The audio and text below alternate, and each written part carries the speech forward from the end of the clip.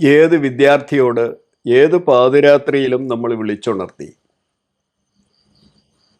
കേരളത്തിൽ ആദ്യം കപ്പലിറങ്ങിയ പോർട്ടുഗീസുകാരൻ ആരാണെന്ന് ചോദിച്ചാൽ പറയും വാസ്കോ ഡ ഗാമ. എവിടെയാണ് കപ്പലിറങ്ങിയത് എന്ന് ചോദിച്ചാലും അയാൾ പറയും അത് കോഴിക്കോട് കാപ്പാട് കടപ്പുറത്ത് എന്ന് പറയും. 1498 മെയ് മാസത്തിൽ കാപ്പാട് കപ്പലിറങ്ങി എന്ന് അവിടെ ഒരു സ്തൂപം നിർമ്മിച്ച ആ സ്തൂപത്തിൽ എഴുതി വെച്ചിട്ടുണ്ട്. 1903 ആ സ്തൂപം നിർമ്മിച്ചത്. അതിനു മുമ്പ് ഏതാണ്ട് 17-ാം നൂറ്റാണ്ടിൻ്റെ ഒടുവിൽ ഏതാണ്ട് ഉമൈമ റാണിയുടെ കാലത്തൊക്കെ ആണ് ഈ Kozhikode English east India company എത്തുന്നത്. ആ ഇംഗ്ലീഷ് ഈസ്റ്റ് ഇന്ത്യ കമ്പനി നിർമ്മിച്ച ഒരു സ്തൂപം ഉണ്ടായിരുന്നു.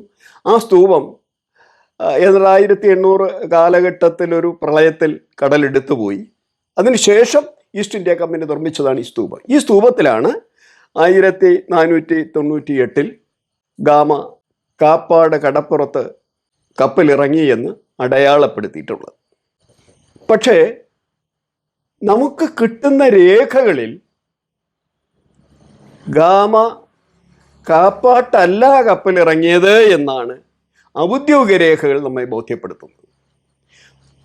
അതായത് നമുക്കറിയാം, ഹെർമൻ ഗുണ്ടർട്ട് മലയാള ഭാഷയ്ക്ക് ഏറ്റവും കൂടുതൽ സംഭാവന ചെയ്ത ഒരു മറുനാട്ടുകാരനാണ് ഹെർമൻ ഗുണ്ടർട്ട്. ജർമ്മനിക്കാരനായ ബാപ്റ്റിസ്റ്റ് മിഷണറിയായ അദ്ദേഹം തലശ്ശേരി എത്തുകയും മലയാളം പഠിക്കുകയും മലയാളത്തിലെ ആദ്യത്തെ വർത്തമാന പത്രം രാജ്യസമാചാരം പ്രസിദ്ധീകരിക്കുകയും ചെയ്ത, മലയാളത്തിൻ്റെ ഒരു ഇംഗ്ലീഷ് മലയാളം നിഘണ്ടു സമ്മാനിച്ച ഹെർമൻ ഗുണ്ടർട്ട്. ആ ഹെർമൻ ഗുണ്ടർട്ട് കേരള ചരിത്രം, അതായത് അതിന് അദ്ദേഹം പേര് കൊടുത്തിട്ട് കേരള പഴമ എന്നാണ്. ആ കേരള പഴമ, അതായത് പോർട്ടുഗീസുകാരൻ വന്നതിന് ശേഷം ഉള്ള യൂറോപ്യന്മാരുടെ അധിനിവേശ കാലത്ത് ഉള്ള സംഭവ വികാസങ്ങളെ ആണ്ട് മാസം തീയതി അടക്കം രേഖപ്പെടുത്തിയിട്ടുള്ളൊരു കൃതിയാണ് കേരളപ്പഴമ. ആ കേരളപ്പഴമയിൽ കാപ്പാട്ടല്ല അദ്ദേഹം കപ്പലിറങ്ങിയത് എന്ന് സൂചിപ്പിക്കും. അതും പോട്ടെ, പോർച്ചുഗലിൽ അവിടുത്തെ മാനുസ്ക്രിപ്റ്റ് ലൈബ്രറിയിൽ സൂക്ഷിച്ചിട്ടുള്ള ലൈബ്രറിയുടെ പേര് പോർച്ചുഗലിലെ ഒപ്പാർത്തോ പബ്ലിക് ലൈബ്രറിയിലെ manuscript number 804. Oporto public library അവിടുത്തെ മാനുസ്ക്രിപ്റ്റ് സെക്ഷനിലെ 804-ാമത്തെ പുസ്തകം ബൈൻഡ് ചെയ്ത് അവിടെ സൂക്ഷിച്ചിട്ടുണ്ട്. അതിനകത്തൊരു ഡയറി കുറിപ്പുണ്ട്. അതായത് ഗാമ 4 കപ്പലും അതിൽ 170 ആളുകളുമായി പോർച്ചുഗലിൽ നിന്ന് തിരിച്ച് കോഴിക്കോട്ട് കപ്പലിറങ്ങി തിരിച്ചു പോകുന്നത് വരെയുള്ള വിവരങ്ങളുടെ ദിനസരി കുറിപ്പുകൾ രേഖപ്പെടുത്തിയ ഒരു ഡയറി കുറിപ്പ്. അതിന് റൊട്ടേറിയോ എന്നാണ് സാധാരണഗതിയിൽ പോർച്ചുഗലിൽ പറയും. ആ റൊട്ടാറിയോ എന്നുള്ള പേരിലാണ് ഈ മാനുസ്ക്രിപ്റ്റ് സൂക്ഷിച്ച. മാനുസ്ക്രിപ്റ്റിൻ്റെ നമ്പർ 804. ആ മാനുസ്ക്രിപ്റ്റ് 1901-ലോ 1902-ലോ ഇംഗ്ലീഷിലേക്ക് ട്രാൻസ്ലേറ്റ് ചെയ്തിട്ടുണ്ട്. E.G. റെവീൻസ്റ്റൺ എന്ന ചരിത്രകാരനാണ് ഇതിനെ ഇംഗ്ലീഷിലേക്ക് വിവർത്തനം ചെയ്തിരിക്കുന്നത്. അതിൻ്റെ പേര് a journey a first voyage of Vasco da Gama എന്നാണ്. ഈ കൃതി മലയാളത്തിലേക്ക് 2006-ൽ വിവർത്തനം ചെയ്തത് പ്രഭ ആർ ചാറ്റർജിയാണ്. ഈ പ്രഭ ആർ ചാറ്റർജി മലയാളത്തിലേക്ക് വിവർത്തനം ചെയ്ത പുസ്തകം ചിന്ത പബ്ലിഷേഴ്സ് പുറത്തിറക്കിയിട്ടുണ്ട്. ഡയറി കുറിപ്പ്, ആണ്ട് മാസം തീയതി അടക്കമുള്ള ഡയറി കുറിപ്പുകളിൽ ഇത് രേഖപ്പെടുത്തിയിട്ടുണ്ട്.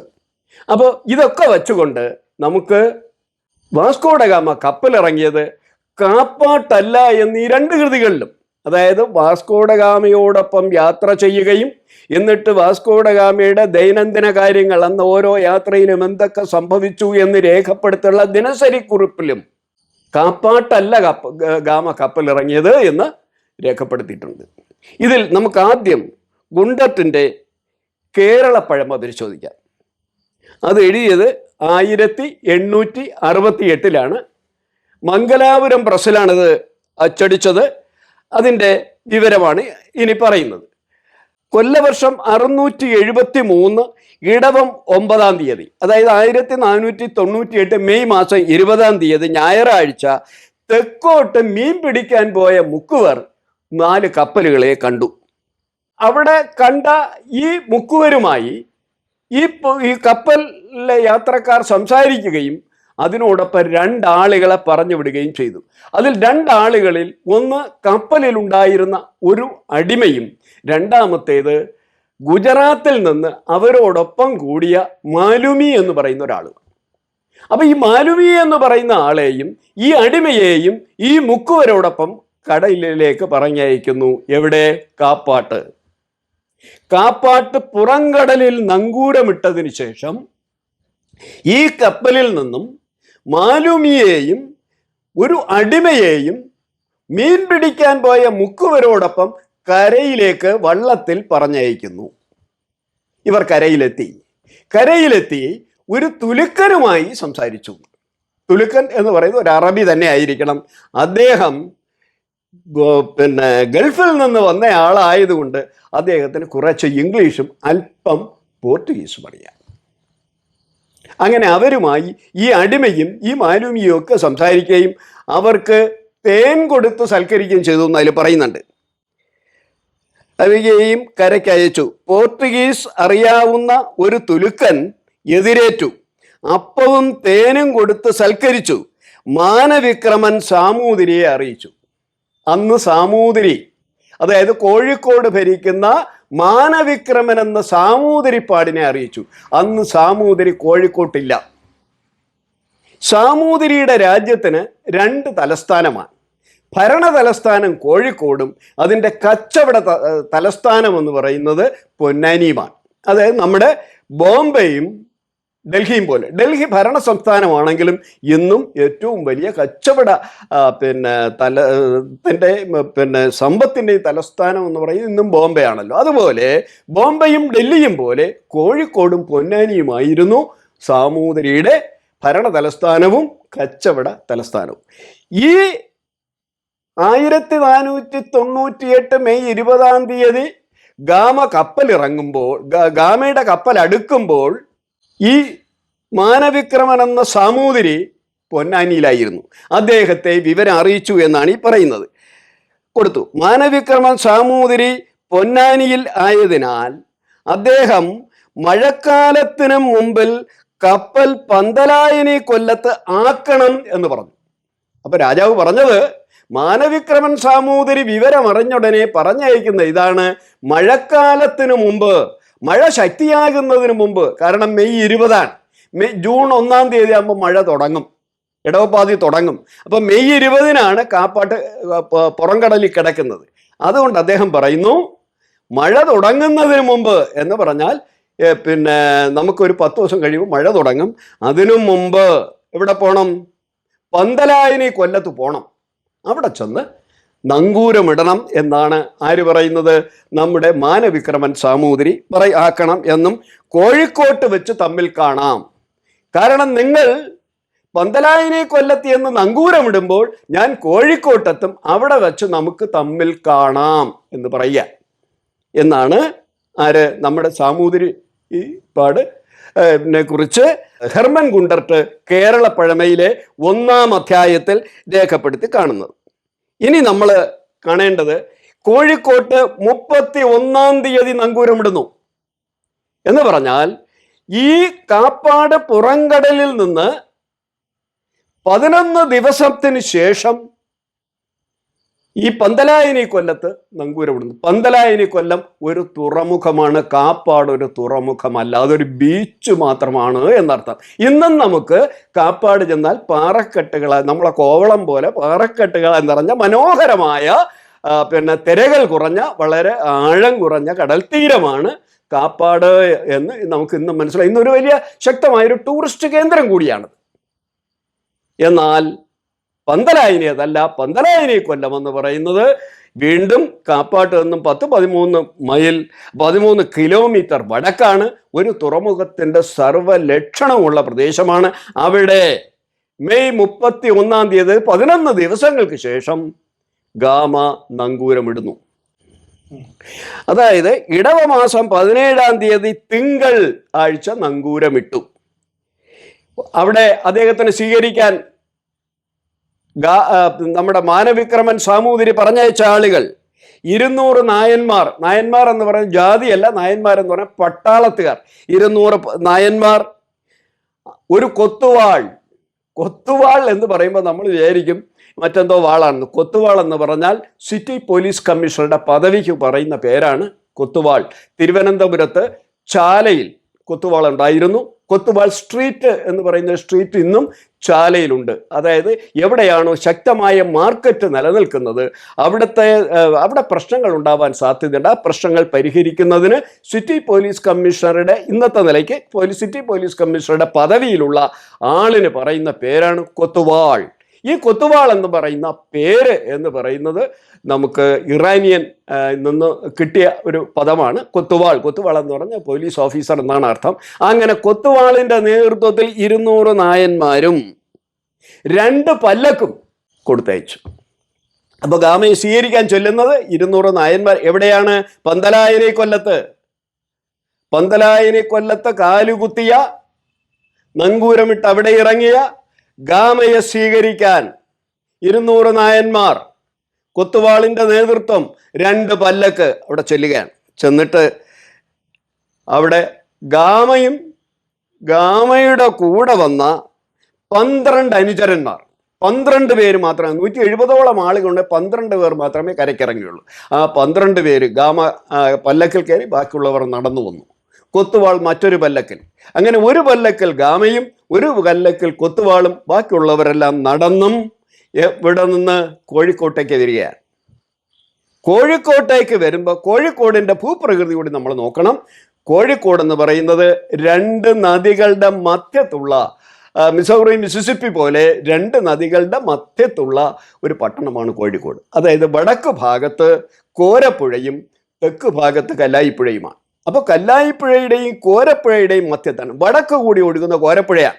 അങ്ങനെ ഈ പല്ലക്കൽ ചുമന്നു കൊണ്ടുവരുന്ന ഈ 2 ഓഫീസർമാരും കൂടെ വന്ന ആളുകളും ഒക്കെ ഈ കല്ലായിപ്പുഴ കടക്കുന്നു, അല്ല ഈ കോരപ്പുഴ കടന്ന് അടുത്തവർ ഒരു ക്ഷേത്രത്തിലെത്തുന്നു, പുത്തൂർ ക്ഷേത്രത്തിലേക്ക്. പുത്തൂർ ഭദ്രകാളി ക്ഷേത്രം. പക്ഷെ പുത്തൂർ ഭദ്രകാളി ക്ഷേത്രത്തിൽ ചെല്ലുമ്പോൾ ഈ പല്ലക്ക് ചുമട്ടുകാർക്ക് അവിടെ ഇറങ്ങി തൊഴണം എന്ന് തോന്നി. അങ്ങനെ പല്ലക്കിറക്കി. പക്ഷേ ഗാമ ധരിക്കുന്നത് ഇത് നമ്മുടെ കന്യാമറിയത്തിൻ്റെ പള്ളിയാണ് എന്നാണ്. കാരണം അങ്ങനെ ധരിക്കാനൊരു കാരണം, അദ്ദേഹം പറയുന്നുണ്ട്, ആ ഡയറിയിൽ പറയുന്നുണ്ട്, ഒരു വലിയ തൂണും തൂണിൻ്റെ മുകളിലൊരു കൊടിയും, എന്നിട്ട് ഒരു കെട്ടിടത്തിനോട് ചേർന്ന് 7 മണികളും. സാധാരണ യൂറോപ്പിൽ പള്ളികളിൽ മണി കെട്ടാറുണ്ട്. അതുപോലെ ഇവിടെ മണി കെട്ടിത്തൂക്കിയിരിക്കുന്നു, 7 മണികളും ഈ തൂണുമുണ്ട്. ഇത് കന്യാമറിയത്തിൻ്റെ പള്ളിയാണ് എന്നുള്ള ധാരണയിൽ ഇദ്ദേഹം നമസ്കരിക്കുന്നതായും അതിനകത്ത് പറയുന്നുണ്ട്. എന്നിട്ട് ഈ പല്ലക്കിറങ്ങി അത് കഴിഞ്ഞ് വേറെയും ക്ഷേത്രങ്ങൾ അവർ സന്ദർശിക്കുന്നുണ്ട്. ഇതൊക്കെ അപ്പോൾ ക്രിസ്ത്യാനികളുടെ ഒരു കൂട്ടമാണ് കോഴിക്കോട്ടുള്ളത് എന്നൊരു ധാരണ എങ്ങനെയോ നമ്മുടെ ഗാമയുടെ മനസ്സിലേക്ക് തറന്നു. പക്ഷേ ഗാമ വരികയും ഗാമ സാമൂതിരിയെ കാണുകയും അവിടെ വച്ച് കച്ചവടത്തിൻ്റെ ഒരു ധാരണ ഉണ്ടാക്കുകയും ചെയ്തത് കാട്ടുതീ പോലെ നാട്ടിലേക്ക് പടർന്നു. അവിടുത്തെ സ്ഥിരം കച്ചവടക്കാരായ അറബികൾ അതിനെതിരെ മുറുമുറുപ്പ് തുടങ്ങുകയും ചെയ്തു. എഗ്രിമെൻ്റ് ഒന്നും ഒപ്പിട്ടില്ല എങ്കിലും ഗാമയുടെ കച്ചവടം അവസാനിപ്പിക്കുന്നതിന് വേണ്ടിയുള്ള നീക്കങ്ങൾ ഈ അറബി കച്ചവടക്കാരുടെ ഇടയിൽ രൂപം കൊണ്ടു. അപ്പോൾ ഗാമ തന്നോടൊപ്പം കൊണ്ടുവന്നിരുന്ന വിഭവങ്ങൾ വിൽക്കുന്നതിന് വേണ്ടി കോഴിക്കോട്ട് അങ്ങാടിയിലേക്ക് ഇറങ്ങുന്നു. അവിടെ അങ്ങാടിയിലെ കച്ചവടക്കാരെല്ലാം സംഘടിക്കുകയും ഗാമയുടെ ഒരു സാധനവും വിറ്റുപോകാത്തൊരവസ്ഥ വരികയും ചെയ്തു. അങ്ങനെ ഗാമയ്ക്ക് അടങ്ങാത്തൊരു പക അറബികളോട് തോന്നുകയും ആ പക അദ്ദേഹം മനസ്സിൽ സൂക്ഷിക്കുകയും ചെയ്തു. ഇത് പരാതിയുമായി നേരെ സാമൂതിരിയുടെ മുമ്പിലെത്തുന്നു. സാമൂതിരി അറബി കച്ചവടക്കാരുമായി ഒരു തർക്കത്തിനോ ഒരു പിണക്കത്തിനോ തയ്യാറല്ലാത്ത സാമൂതിരി കാര്യങ്ങൾ പറഞ്ഞൊഴിയുകയും അങ്ങനെ ഗാമ കോഴിക്കോട് വിട്ടുപോവുകയും ചെയ്യുന്നു. ഈ വിവരമറിഞ്ഞ കോലത്തിരിയും കോഴിക്കോടും തമ്മിൽ അത്ര ചേർച്ചയില്ലാത്തൊരവസ്ഥയായിരുന്നു. അങ്ങനെ കോലത്തിരിയിലെ ഉദയവർമ്മ നമ്മുടെ ഗാമയെ ക്ഷണിച്ചു വരുത്തുകയും ഗാമയ്ക്ക് സ്വർണ്ണ തകിടിൽ എഗ്രിമെൻ്റ് എഴുതി എന്നാണ് പറയുന്നത്. സ്വർണ്ണ തകിടിൽ എഗ്രിമെൻ്റ് എഴുതുകയും അങ്ങനെ കണ്ണൂരിലെ കോലത്തിരിയുമായി കച്ചവടം ഉറപ്പിക്കുകയും ചെയ്തിട്ട് ആണ് അദ്ദേഹം തിരിച്ച് പോകുന്നത്. അപ്പോൾ ഇതിനകത്ത് നമ്മൾ മനസ്സിലാക്കേണ്ടത് വളരെ പ്രധാനമായി ഇത് പറയാനുള്ളൊരു കാരണം, ഇന്നും നമ്മൾ ധരിച്ചു വച്ചേക്കുന്നത് വാസ്കോ ഡ ഗാമ കപ്പലിറങ്ങിയത് കാപ്പാട്ടാണ് എന്നാണ്. എന്നാൽ അതല്ല.